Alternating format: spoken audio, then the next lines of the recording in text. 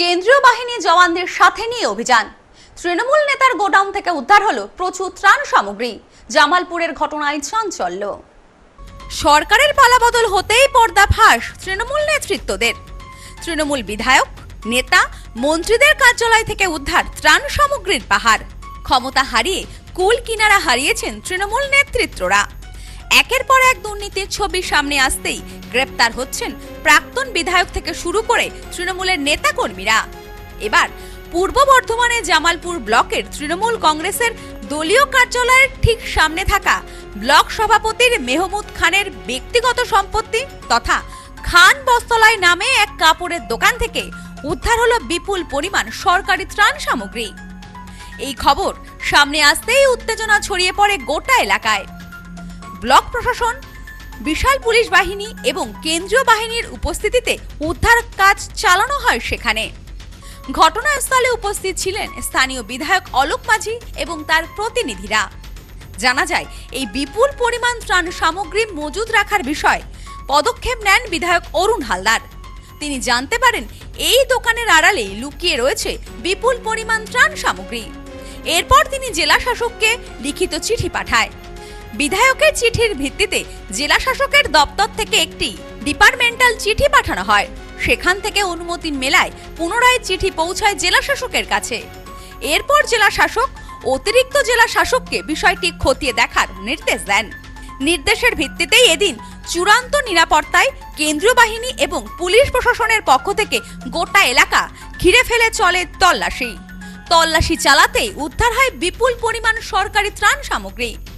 প্রাথমিক সূত্রে জানা গেছে, মেহমুদ খানের ব্যক্তিগত মালিকাধীন বন্ধ কাপড়ের দোকান খান বস্তলায় এবং সংলগ্ন তৃণমূল দলীয় কার্যালয়ের ভেতর থেকে থরে থরে সাজানো সরকারি ত্রিপল।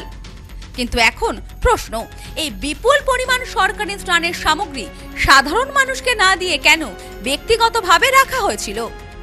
এই খবর জানাজানি হতেই শয়ে শয়ে মানুষ ভিড় জমান জামালপুর ব্লক কার্যালয়ের সামনে। ঘটনাকে কেন্দ্র করে উত্তেজনা ছড়িয়ে পড়ে গোটা এলাকায়। ইতিমধ্যেই দলীয় কার্যালয় এবং ওই দোকান থেকে উদ্ধার হয়েছে সরকারি সমস্ত সামগ্রী। পুলিশের পক্ষ থেকে পুরো বিষয়টি খতিয়ে দেখা হচ্ছে। যদিও এ বিষয়ে এখনো পর্যন্ত মেহমুদ খানের কোনো রকম কোনো প্রতিক্রিয়া পাওয়া যায়নি।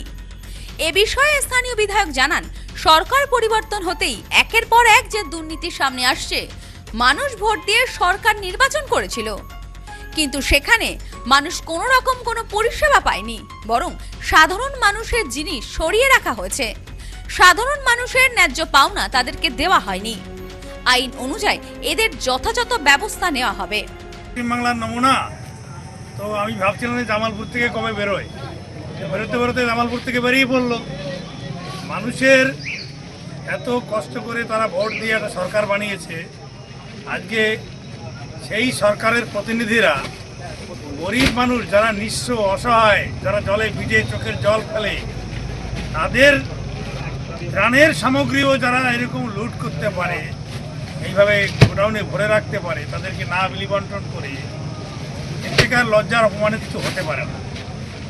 আজকে যে দৃশ্য আপনারা দেখেছেন, এখানে কম্বল গাড়ি ভরে নিচ্ছে তাদের ব্লক অফিস থেকে, ব্লক নেতার ঘর থেকে।